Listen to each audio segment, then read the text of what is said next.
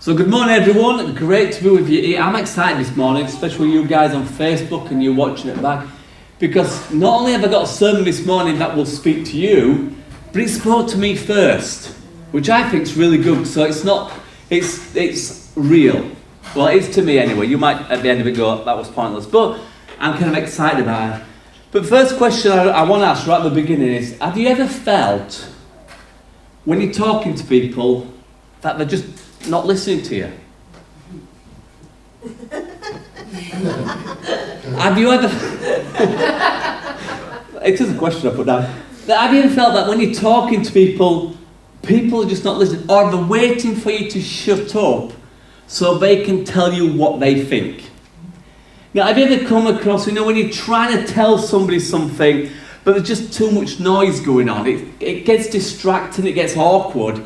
You're trying to speak, but there's bustle and bustle going. It's like being in an airport or, in a busy market. You're trying to sort something out, you're trying to talk something, and there's just too much noise around you. Or even worse, you try to talk to somebody, but their friends or people around tell you, we are not interested in what you're talking about. It gets a bit discouraging and a bit upsetting. But probably one of the more awkward or worse things is when you're praying and you feel like God's not listening. We can cope with people don't listen to us. We can cope sometimes when there's a lot of noise. We can cope often when people are not interested. Just looking.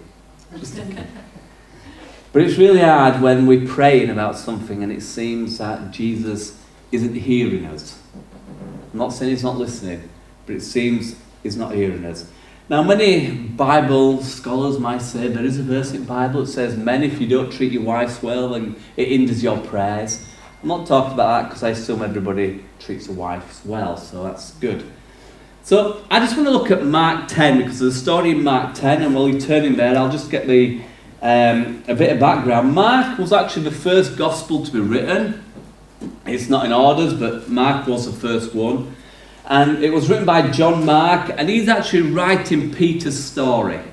That's why it's so fast moving, because Peter will fast, he will keen, he will just get to the information, get it out there like Peter. No nonsense, just say it as it is and move on. Mark is actually writing about the faithfulness of God through Peter's life, and also the compassion of God. Why have we got Mark's gospel? It's obviously Peter told Mark it, but I feel it's because Peter understood the passion and compassion of Jesus. Because after all, Peter denied Jesus. I mean, not once, but 3 times.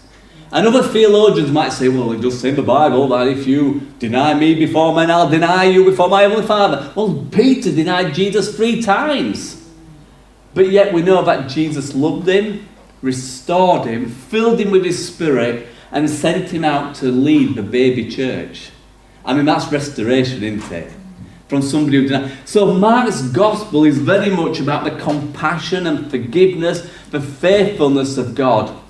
The first half of Mark's gospel is really about the compassion of God. It's only 16 chapters, but there's some heavy-duty stuff in there. It's about the compassion of God. The second half is about the passion of Jesus, the cross, the whole death, burial, resurrection story. But in chapter 9 and chapter 10, you've got this swing over from the compassion to the passion. Jesus in chapter 9 starts focusing, I'm going to the cross. He's focused. He's on a journey, he's got a destiny, and he's going there. And nothing and no one's going to stop him from getting to that cross. Yet we think it might have been a bit of a tragedy. No, it was a deliberate act of Jesus to get to Jerusalem on that day to do that job. So in chapter 9, Jesus is in Galilee, and he says, we're going to Jerusalem. So in those days, if you're in Galilee, you need to cross the Jordan and went down the east side of the Jordan, because he didn't want to go through Samaria, because they didn't like each other, a bit of racist going on there. And they would then get down to near Jericho and cross across, and that's into chapter 10. And then we get to verse 46 in chapter 10 of Mark, and that's where we're going to come in. In other versions it said it came across the Jordan, and verse 46 says, then they came to Jericho.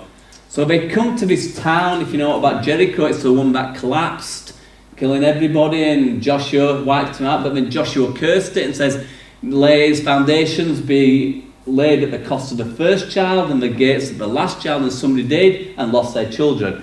But Jericho got built up, and it says this: as Jesus and his disciples, together with a large crowd, were leaving the city.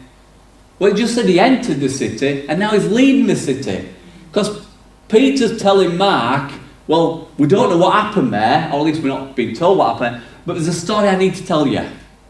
It's like he goes into the town, forget going into the town, it's happened as we were leaving. So now Peter's getting excited, he tells Mark, Mark's writing it down, and he says, a large crowd was leaving the city with Jesus and his disciples, and a blind man, Bartimaeus, which means the son of Timaeus, was sitting at the roadside begging. When he heard it was Jesus of Nazareth, he began to shout, Jesus, son of David, have mercy on me. So there's a blind man sat at the side of the road, begging, and Jesus comes out of the city with his disciples and a large crowd. Now, we don't know much about this large crowd. I don't think many of them were believers. Most of them's probably just there for the view. You know, somebody's gone on Twitter and on Instagram and said Jesus on his way. Facebook's kicking in with Snapchat and all this whole throwing stuff in saying Jesus is coming. And let's face it, if there's a celebrity coming through town, you want to know about it. Especially if he might feed you with some McDonald's or do a few miracles on the way. So everyone's kind of crowding round, it's all busy and everyone's running and shouting and bawling. And in the background there's a guy who everybody's ignoring, sat on the roadside begging, and then he suddenly goes, Jesus? Jesus is coming by. And it kind of spurred him on a little bit. You see, Bartimaeus, we don't really know that much about his position here, we'll get into later on, but he's begging at the side of the road, and we assume from his response when he heard Jesus coming that he knew a little bit about Jesus. Let's face it, if you're blind and you hear that somebody else has been healed, that will get your ears up. That's why it's great to share testimonies of what God's done in your life, because somebody else down the line might be going, I've got that same problem. And if Jesus did it for you, and let's face it, I'm talking from your perspective, I'm more God's favourite than you are, so if God can do it for you, he definitely can do it for me, because you're one of God's favourites, so if God does it for me, he's bound to do it for you. You get that eventually. So, I don't know if Bartimaeus is sat there thinking, Bartimaeus knew that Jesus was the Messiah. We get that because he said, Jesus, son of David. That was the title of the Messiah. Now, how did he know he was the Messiah? Well, throughout the Old Testament, we know that it talks about the Messiah coming would have been the son of David. And one of the things that the Messiah would do is open the eyes of the blind. See, nobody else could do that except the Messiah. So that's already got Bart's attention. That this guy opens the eyes of the blind. So he's getting excited and he's sat on the side of the road begging, and there's a crowd coming by and he's thinking, what's going on? Maybe he's thinking more money, but then suddenly hears, Jesus is coming. I mean, this is going to get exciting. And he shouts, and I don't want to shout too loud, but Jesus, son of David, have mercy on me. Now, the Old Testament talked a lot about Jesus, and, he just thought, I need to cry out. I need to let Jesus know I am here. And there's hustle and bustle going on. And when he called out, he must have shouted at the top of his voice.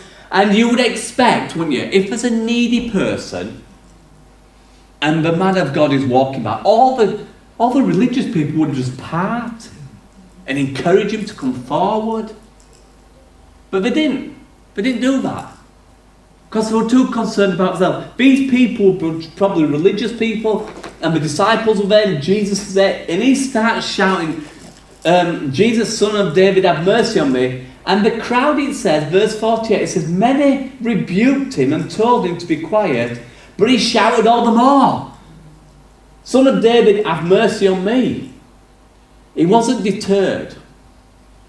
It's amazing how many times you read through the Gospels, particularly when somebody wanted a miracle from God and something happened to deter them, but they rose up. How many of us, how many of you guys online are praying about something, But because it doesn't happen instantly, okay, forget it. Well, if God wanted me to have it, everybody through the Gospels and even through Acts, it kind of, sometimes it happened instantly, sometimes things, they had to push through a little bit. But they rebuked him, it says. Many rebuked him. The word rebuke there is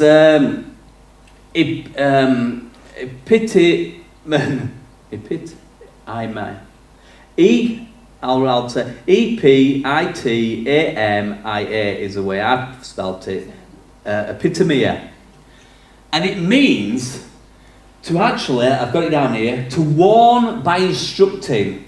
It means rebuke, but it's got a fundamental sense of warning to prevent something from going wrong.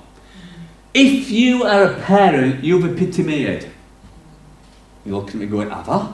Well, take a scene out. You're driving to church on a Sunday morning. You've got the kids in the back of the car. And there's that invisible line down the middle that nobody can cross. And then you hear those words, Mom, he's crossed that line. Dad is touching me. Mom, and you're on your way to church to worship Jesus. And the kids are just itching across. And so you epitomia. You turn around and you look at them. You don't shut up, I'm going to give you something to cry about. Obviously you're more mature and spiritual, you probably give them Bible verse, but I'm being real. My kids don't do that anymore. Much. But when they were younger, a lot of epitomes were coming through.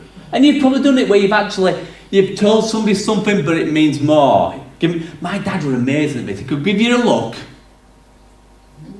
And if I breathe wrong, he's going to kill me when I get home.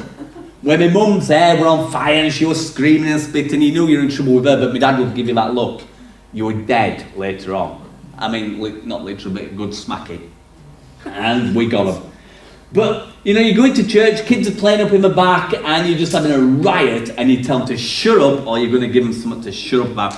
Which is what these people said to Bartimaeus. This is what they said to Bar. Shut up, else we'll give you something we'll shut you up, basically. So they weren't being nice. The guy who needed something was there, but the crowd wanted to see. The crowd wanted to be in. So, they rebuked him. Maybe it's because it were a bit embarrassing. I mean, at the end of the day, you don't want a beggar near a celebrity. You don't want people coming from... Maybe the crowd were just there in person because they were trying to see what's going on. Or maybe more likely is if you were blind in the times of Jesus, many of the people believed you were blind because you had unforgiven or unconfessed sin in your life. So they'd look at him and say he's blind. We don't know if you were born blind, we don't know if he later on had an accent, became blind, but people would often say it's because of unconfessed sin in your life. But if I was blind and I had unconfessed sin in my life, I'd confess it so I didn't have to be blind. But they didn't see that. They were like, duh. Or somebody in his past family had sinned, causing him to be blind. In John's Gospel, you get this guy, and Peter, because Peter was traditional, has he sinned, or were it his parents that he was born blind? Now think of that statement. Did he sin inside the womb so he was born blind? Duh. No. Peter was saying, is it because of his parents or grandparents? And Jesus going, I ain't having any of this. It is so that the glory of God can be shown. That's what we're about. So anyway, back to the thing I don't want to get into that. People, Ezekiel says, straight down the line, each person will be held accountable for their own sins, not the sins of other people. But have you ever noticed, with Jesus, he always took time out for people? Have you ever noticed he stopped? He wasn't fussed, he wasn't rushed, and in a few weeks I'm going to unpack this more, but he wasn't fussed and rushed by people. He wasn't, in fact he walked everywhere. He should have had a chariot rate he was going, but Jesus always took time for people, and especially people who were wounded, people who were hurting, people who were marginalised, the nobodies. I mean, he always had a riot and a fight with the Pharisees and Sadducees. He always had confrontation with them, but he always took time out. Remember the guy whose daughter's dead, And he comes up to Jesus and says, my daughter's ill, come and heal her. And he sets off, and that woman sneaks up to him and touches the garment, and she gets healed. Jesus took time out for her. Imagine what the dad's thinking, come on. But Jesus took time out. She died, and he had to go then and raise her from the dead. But Jesus always took time. Jesus knew where he was going. He knew he had a job to do. He knew he was going to the cross. He knew exactly where he needed to be at a certain time. But it says, verse 49, he stopped. There's a guy in a crowd shouting, Jesus, Son of David, have mercy on me. And it's all riots going on. And he said, Jesus stopped. He was on his way to the cross. There were people fussing around him, shouting, pushing, crying out, trying to get Jesus' attention. But Jesus' ears were tuned in to a heart cry. We don't know how loud it was. He might have been screaming at the top of his voice. But he's at the back of the crowd, on the curb, sat down, not knowing where Jesus is. And he shouts. And he said, Jesus stopped. And above everything that was going on, Jesus heard the cry of a blind man, begging, sitting on the curb. And he wasn't asking for money. He was just sitting there. And he says that Jesus called him. It's not like, oi, come here. There's a lot more to it than that, but that's really what he said. But in those days, he called him to himself. Rabbis didn't ask sick, blind people to come to them. In fact, they usually kept away from them. Because if he's got unconfessed sin in his life, which was the attitude of many people, and he comes near me, I might get it on me. And they didn't want that. They wanted to keep pure and keep clean. But Jesus called him. Jesus probably couldn't see him. If he sat down at the back, behind the crowd, he's not going to see him. So he called him to himself. But he didn't see him, but he could hear him. He couldn't see him, but he heard the cry of his heart. Jesus always hears the cry of people's hearts. Whether you shout from the mountaintops in frustration, or you've got a heart cry laid in your bed, he always hears the cry. You might think he don't see you, he don't hear you, but he always hears. He always has ears attentive. Jesus promised that he would never leave us or forsake us. And he's not running around with his fingers in his ears. In fact, he wants our hearts cry more than we want to cry out sometimes. He wants us to express our feelings and what's going on inside us more than sometimes we want to. Because he wants to deal with them and sort them out. Some people need to swallow their pride and start crying out to God.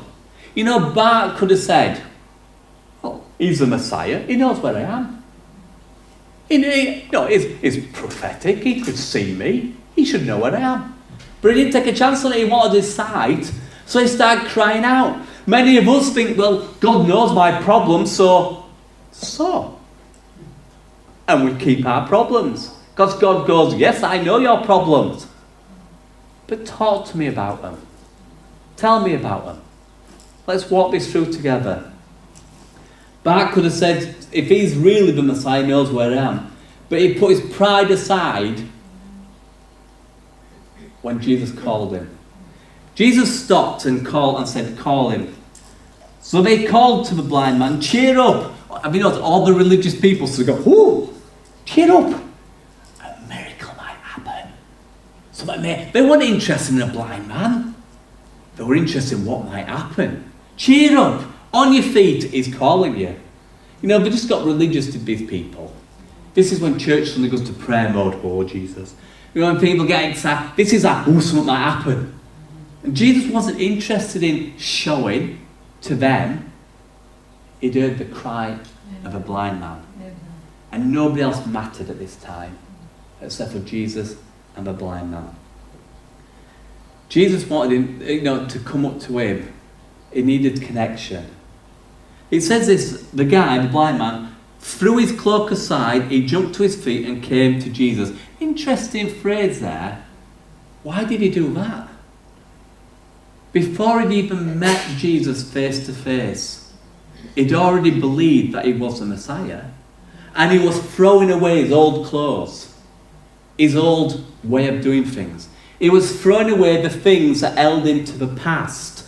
A cloak was more than, it was a blanket you slept in, you kept it over, but it was a begging cloak. And he threw it aside. He knew, I get before Jesus, I don't have to beg anymore. If I get before my Messiah, I don't have to do it. So he threw it aside. Nobody threw the clothes aside. Nobody threw things, but he said he dropped it, he jumped up to his feet and came to Jesus. To receive the new, sometimes you've got to let go of the old. One of the problems I often deal with people is the fact that carrying suitcases from before they were a Christian into the Christian life instead of leaving the rubbish behind. See, I've told you this before, 2 Corinthians 5:17, this is the New Living Translation. It said, this means that if anyone belongs to Christ, he has become a new person. The old life has gone and the new one's begun. The past is the past, it's gone. Now I'm new, now I can start. This guy got that before he'd even met Jesus. The old's now going, I'm now coming to Jesus. And he stepped up to Jesus and actually went before him. Jesus said this to him, he says, what do you want me to do for you? Isn't that obvious? We think that'd be quite obvious, but Jesus never, ever assumed anything with people. He asked them, what do you want? What do you need?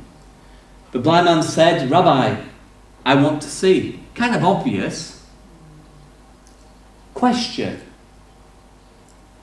If Jesus was literally standing in front of you right now and asked you, what can I do for you? What would he say?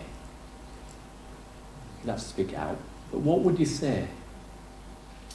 Because maybe the reason we, you, I, don't get what we think we want is because we don't really know what we want. See, Bartimaeus had heard Jesus opened the eyes of the blind. And it was like, if you can do it for him, he can do it for me. And I'm going to get my sight back. He wasn't looking around. When he heard Jesus was near, it was like, I'm going for this. Sometimes we don't even know what we want. We think we know what we want, but when we get what we thought we want, we didn't want what we really got. Some people cry out and say, God, I want a wife or I want an husband, and when they get one, it's not as easy as what they thought it was. Because it takes work. Some people cry and say, I need a new job, and God goes, well, you're happy in your old job. No, I want a new job. I get a new job, it's not what they thought it was. Because life's not easy. But Bartimaeus knew what he wanted. But if Jesus stood in front of you literally and asked you what you want, what would you ask for? Now, the fact is he is here by his Holy Spirit. And we can ask him. But do we really want what we're asking for? Jesus said this to him. He says, go, your faith has healed you. I just need to throw something in here. Jesus always commended people's faith. He didn't rely on their faith, but he always commended it. Now we know he didn't rely on their faith because, let's face it, Lazarus didn't have any faith. He was dead. You know what I mean? The girl that died, she didn't have any faith, she was dead. So in fact, some people didn't have any faith at all. Some did, some didn't. But he didn't rely on it, but he always commended their faith. But he said, go. Interesting, he said, go. Go. Don't stand there, go. And he says, your faith has healed you. Immediately, he received his sight and followed Jesus along the road. I think it's amazing. Jesus said, what do you want? I want to see. Okay, go. And you can imagine Bartimaeus going, I still can't see. Turns round and he can see. Now, if you were blind and now you can see, you'd follow the one who opened your eyes. But we were once blind. And now we see. But often the one who opened our eyes so we can now see, we still want to negotiate following him. But he says, follow me, walk with me. And when you walk with somebody, if he's in charge, you walk with him. But we still want to negotiate where we walk. And God says, no, you walk with me. You follow me. It's an interesting phrase. He said, go, Jesus says to him, your faith has healed you. Immediately he received his sight and he followed Jesus along the road. We read that and just move on. Do you know the word row there is odo in the Greek? You're getting a bit of Greek this morning, aren't you? H-O-D-O. Odo. And it means way. It can be translated road, but it's actually, he followed him along the way. That's in the King James. It's not in many new translations because they say it's a road. But I think there's a play on words here, because he followed him on the way. The word odo there is the same Greek word when Jesus says, I am the road, the life, the truth and the life. He didn't say that, he said, I'm the way, the truth and the life. The word is often translated way, but in a few places it's translated road, because it can mean road, the way we go. But I think this is a plain word because he followed him along the way. Jesus actually, the Christians in the New Testament weren't called Christians. You're aware of that, aren't you? They were called people of the way. Because anybody who became a believer became a person of the way of Jesus. Not the way of Christianity, but the way of Jesus. Bart actually followed Jesus, it said, but he followed his ways. Many people become Christians but don't follow Jesus' ways. They get the ticket to heaven and are happy with that, thank you very much. But he said, I'm going to follow you. And it's a tradition now, it's not in the Bible, but it's a tradition that actually Bartimaeus, he actually followed Jesus right into Jerusalem, right to the cross. He was probably one of the people in the upper room on the day of Pentecost, but he definitely became a leader in the new church, one of the leaders, not the leader, but one of the leaders in the early church. All from a guy sat at the side of a road, hearing Jesus coming. Jesus, Son of David, my Messiah, have mercy. When Jesus goes, I've got more than just mercy for you. He wanted his sight, but Jesus says, I want a person. I want somebody with purpose and a destiny. You see, Bartimaeus wanted his sight, but Jesus offered him purpose and a destiny. The biggest miracle there was the fact that he followed him in the way. So for us, and I'm going to round up, for us, Jesus always hears our cries. He calls us to himself. This is through the story. We must drop our old ways and our old ways of doing things. I mean, this is even for Christians, never mind becoming a Christian. So Jesus hears our cries. He calls us to himself.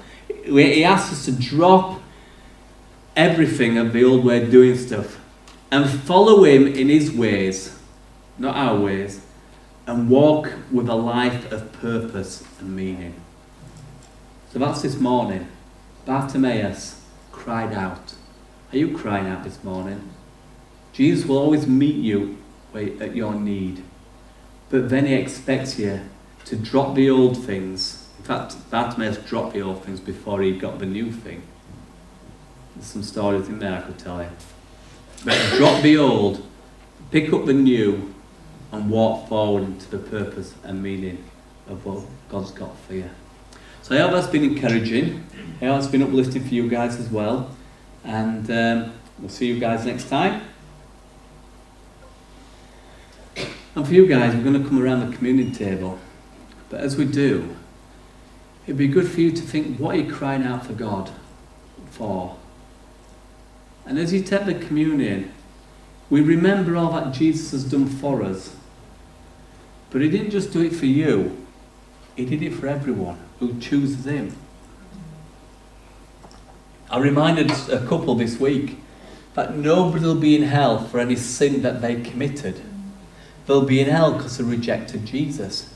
Because as much as Jesus was going to the cross, and as much as he was going to save mankind, he was also going to save the Bartimaeus, the individuals. And it says in Hebrews that for the joy set before him, which I believe is us, he endured the cross, putting away his shame for us. Because he don't want people who've just made a decision to follow him. He don't want people who try to fit God in their box. He doesn't want people who've got a belief system who try to mix God into theirs. He's looking for people who's going to go, God, I'm trusting in you and I'm going to walk your ways. We're going to get into that in a few weeks' time. And I'm going to walk your path. And as we take communion this morning, we've really come to the end, but it'd be good for you to come and remember, his blood was shed for you, But it was shed, not just to get you saved, it was shed to give you forgiveness and purpose. And his body was broken, not just to heal you, but it was to give you the ability to lay hands on the sick. And a purpose. Not just... Christianity is one of the weirdest things, because it's all about the non-believer. Once you're in, it's like being in an army. You sign up and that's it. You get told what to do thereafter. And it's all about getting other people in. And Christianity, God loves you, cares for you, He's got a purpose and a plan for you, but His ultimate destiny is for us to reach out for other people.